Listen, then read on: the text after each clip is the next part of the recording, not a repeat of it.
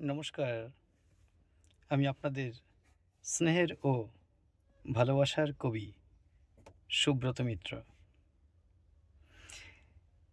রাস্তা দিয়ে আসতে আসতে দেখছিলাম বিভিন্ন জায়গায় বিভিন্ন মানুষের কি জনসমাগম। আমাদের পাড়া, আমাদের সমাধান। এখন বিষয়টা হচ্ছে আমাদের পাড়া, আমাদের ছাড়া, আমাদের সমাধান এরকম নয় তো। এই যেমন ধরে নেওয়া যাক, এই যে আহ, আহ, আমার আমার বাড়ির পাশে কোনো অবৈধ নির্মাণ হয়েছে, সেখানে মানুষ বসবাস করছে। আহ, এই যে নির্মাণ কিভাবে হলো, কে করলো, কার মদতে করলো,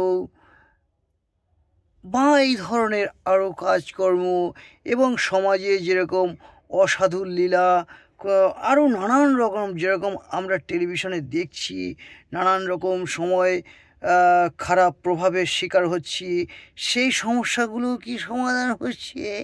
আচ্ছা, যদি সমাধান হয়েও বা থাকে বা তার চেষ্টা চলে, তাহলে যারা সমাধান যারা যারা সমস্যা তৈরি করেছিল তারাই কি আমার সমস্যার সমাধান করতে চাইছে?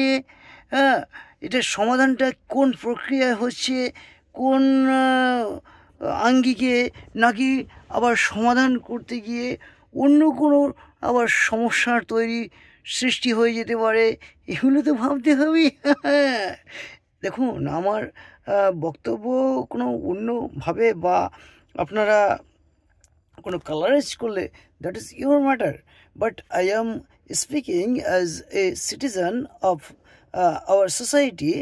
হ্যাঁ, এই যে সমস্যা এবং সমাধান, সমস্যা এবং সমাধান, এই সাধারণ নাগরিকের ভিতরে এই এই সুখ স্বাচ্ছন্দ্য এইসব ধরনের জীবনের মধ্যে কিভাবে এত বিপুল পরিমাণের সমস্যা প্রবেশ করে গেল, এবং তারা যখন প্রথম এই সমস্যাটা ধরতে পেরেছেন যে পাবলিকের অনেক সমস্যা হচ্ছে, এগুলোর সমাধান প্রয়োজন, এটা কিন্তু একটা সম্মানীয় বিষয়। তাই এই যিনি বা যারা এই প্রথমে এই মস্তিষ্কে এসেছিল, যাদের যে সমস্যা হচ্ছে, সমাধান প্রয়োজন, তাকে কিন্তু সর্বপ্রথম সংবর্ধনা এবং সম্মান জানানো উচিত। কারণ আমরা প্রত্যেকেই কিন্তু নানানভাবে সমস্যায় জর্জরিত, কিন্তু আমরা বুঝতে পারছি না কোনটা প্রকৃত সমস্যা আর কোনটা আমাদের নিজেদের মধ্যেই সমাধান লুকিয়ে আছে। অতএব এই একটা গভীর চিন্তার মধ্য দিয়ে যারা গভীরতম আত্মচেতনকে তুলে ধরতে পারছেন, এবং সেটা যদি সামাজিক একটা সমস্যা হয়ে দাঁড়ায়, সেক্ষেত্রে আমি মনে করি সেই ব্যক্তি অত্যন্ত দূরদর্শী, অত্যন্ত বিচক্ষণতার ভাবভঙ্গির মানুষ। তাই আমি মনে করি এই যে মানুষ যিনি এই সমস্যার সমাধানে এগিয়ে আসছেন, তাদেরকে সংবর্ধনা করা উচিত, সম্মান জানানো উচিত। আর মানুষের যে কোন জায়গায় কোন সমস্যা নানান ক্যাটাগরি রয়েছে, এই জিনিসগুলো দেখতে হবে, ভাবতে হবে। এটা একটা এটা মানে এটা একটা আশ্চর্য এবং অদ্ভুত লাগলো যে এত মানুষের এত সমস্যা, এত সমস্যা এত সমস্যা ছিল মানুষের, জানা ছিল না। যাই হোক, সমস্যার সমাধান হচ্ছে, কিন্তু আমাদের পাড়া, আমাদের সমাধান, এই জায়গার মাঝখানে যদি আমাদের পাড়া, আমাদের ছাড়া, আমাদের সমাধান, এটা যদি হয়ে থাকে, এটা খুব খারাপ। কিন্তু এইদিকে যারা সমাধান করতে চাচ্ছেন এবং সমাধান নিচ্ছেন, সমাধান দিচ্ছেন এবং সমাধান নিচ্ছেন, এটা পারস্পরিক সম্পর্ক তৈরির কিন্তু একটা বড় জায়গা। এখন এটা খেয়াল রাখতে হবে, যারা সমস্যার সমাধান নিয়ে একদম ঘরে ফিরে যাচ্ছেন আনন্দে, তারা কিন্তু উপলব্ধি করবেন, খেয়াল রাখবেন সমস্যার সমাধান কে করে দিচ্ছেন এবং সমস্যাটা কোথা থেকে তৈরি হয়েছিল। আগামী দিনে আবার এই ধরনের সমস্যা হবে না তো, বা এই সমাধান নিতে গিয়ে আবার অন্য কোনো সমস্যার জন্ম হচ্ছে না তো আমাদের পরিবার বা জীবনে, এগুলো ভাবতে হবে।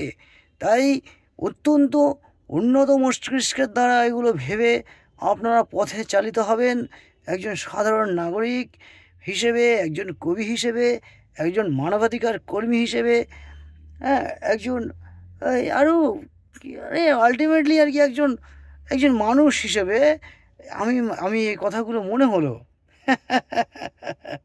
তাই বলতে আসলাম। ধন্যবাদ। আপনারা আমার বক্তব্যকে কেউ ব্যক্তি স্বার্থে বা রাজনৈতিকভাবে রাঙিয়ে দেখবেন না।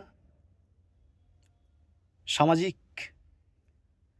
চিত্র অনুযায়ী একজন কবির সবচেয়ে প্রথম দায়িত্ব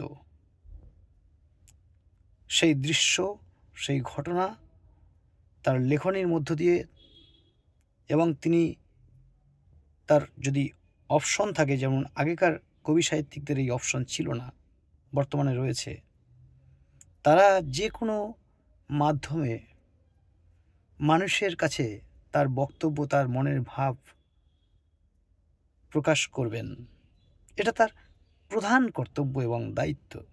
আমি মনে করি হয়তো আমার ভাবনা ভুল হতে পারে, কিন্তু আমি এটা মনে করি। তাই সেই জায়গায় দাঁড়িয়ে নাগরিক নিশ্চয়তার, নাগরিক সুরক্ষা, সামাজিক দায়বদ্ধতার জায়গা থেকে দাঁড়িয়ে আমি এই কথাগুলো বলে গেলাম।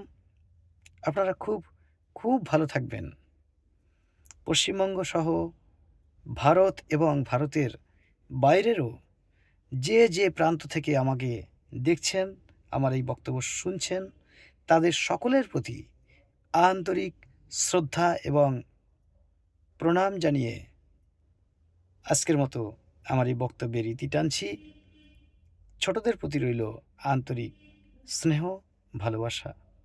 খুব ভালো থাকবেন, খুব ভালো থাকবেন। নমস্কার জানাতে পারছি না, একটা হাত বন্ধ আছে।